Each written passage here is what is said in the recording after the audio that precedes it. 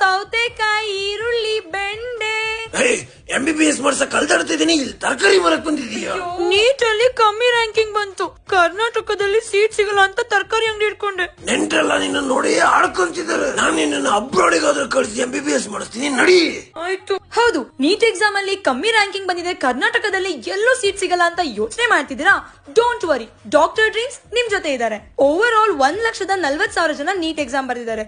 ಅದರಲ್ಲಿ ಬರೀ 83,000 ಜನ ಪಾಸ್ ಔಟ್ ಆಗಿದ್ದಾರೆ. ನಮ್ಮ ಕರ್ನಾಟಕದಲ್ಲಿ ಗವರ್ಮೆಂಟ್ ಸೀಟ್ಸ್ 3,800 ಇದೆ. ಇನ್ನ ಪ್ರೈವೇಟ್ ಸೀಟ್ಸ್ ಬಂದ್ರೆ ಬರೀ 6,000 ಮಾತ್ರ ಅವೈಲೇಬಲ್ ಇರೋದು. ಟೋಟಲ್ ಆಗಿ 9,800 MBBS ಸೀಟ್ಸ್ ಅವೈಲೇಬಲ್ ಇದೆ. ಹಾಗಾಗಿ ಜನರಲ್ ಕ್ಯಾಟಗರಿ ಇರೋರು 500 ರಿಂದ 530 ಮಾರ್ಕ್ಸ್ ತೆಗೆದಿರಬೇಕು. ಇನ್ನ OBC ಕ್ಯಾಟಗರಿ ಇರೋರು 450 ರಿಂದ 500 ಮಾರ್ಕ್ಸ್ ತಗೋಬೇಕು. ಹಾಗೆ SC ಕ್ಯಾಟಗರಿ ಇರೋರು 400 ರಿಂದ 430 ಮಾರ್ಕ್ಸ್ ತಗೋಬೇಕು. ಇನ್ನ ST ಕ್ಯಾಟಗರಿ 360 ರಿಂದ 390 ಮಾರ್ಕ್ಸ್ ತಗೊಂಡ್ರೆ ಮಾತ್ರ ಇಂಡಿಯಾದಲ್ಲಿ ಸೀಟ್ ಸಿಗೋದು. ಹೌದು, OBC SC ST